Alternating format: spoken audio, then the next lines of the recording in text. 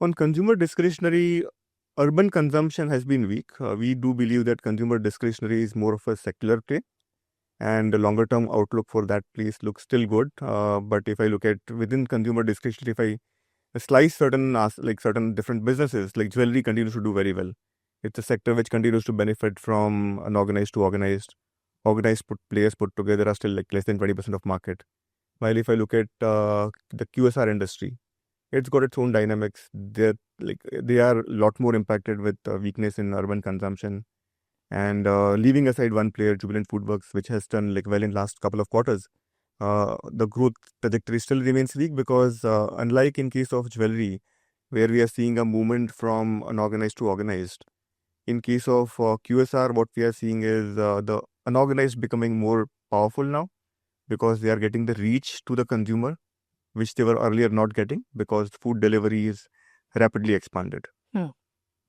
So specifically on QSR, you are saying that QSR also is something that is not really performed, and people were saying it is because of consumption and spends. But you are saying that there is a different play out here, which is that the industry structure or the consumer spending pattern is changing. So something's fundamentally changing. Yes, that's what we see. What we've seen in last 2-3 years is the growth rate for QSR sector has come off, and margins also have come off. Hmm.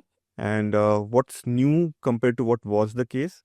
I mean, if I look at affluent consumption, and I would still say QSR also is a part of affluent consumption, that's holding up well. But QSR did not really hold up well. And what's changed in case of QSR is that food delivery has become very large. It's become very large compared to what it used to be 4 or 5 years back. And what that does is it takes away some of the growth. It enables the smaller chains or unorganized restaurants. They start getting access to the customer. From a customer perspective, he's got more options. Today, when you're thinking about like having food in your office, you are first thinking about what cuisine do I want to have, instead of just ordering from one of the pizza players. Next is, okay, if I want to have pizza or if I want to have biryani, I have a few options available. So that is resulting in higher competitive intensity, a fragmentation of the market.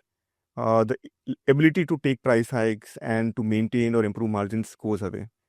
What has changed in the last couple of years also is that the food delivery companies have become more margin focused now.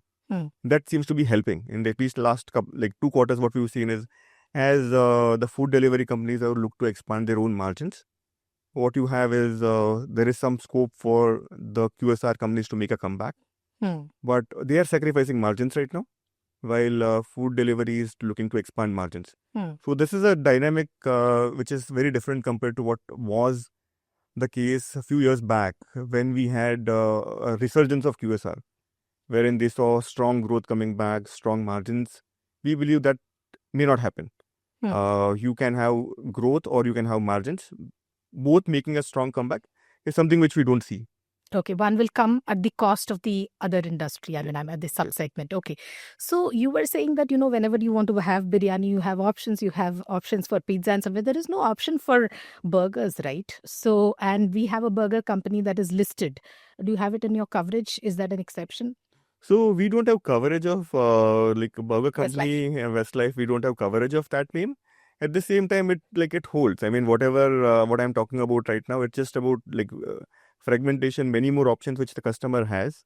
So no particular cuisine is in isolation. When the consumer is making a choice, he's got many options available, and the income levels are not really increasing at a dramatic pace. And that's been the case for last, say, a few years, wherein income levels, especially at the mass end, because of the very high inflation which you've seen, is also not really increasing a whole lot.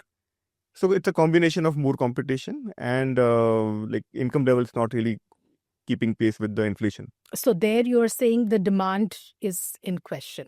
Demand also is in question. At the same time, generally the categories which are more aligned with affluent consumption, they are holding up well.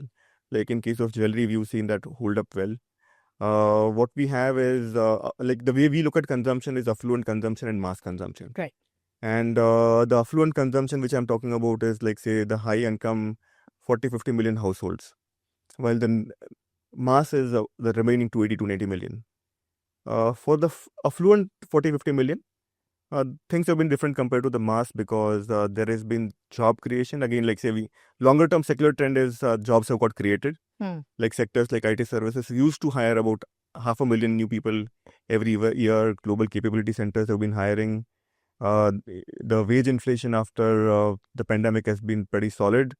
You got better access to credit, bank lending, NBFC lending, especially to these 40-50 million individuals, has kept on going up. There have also been benefits of increase in asset prices. Equity markets, especially mid and small caps, have done extremely well. Mutual funds have created wealth. Asset prices, even in terms of gold and real estate, have gone up.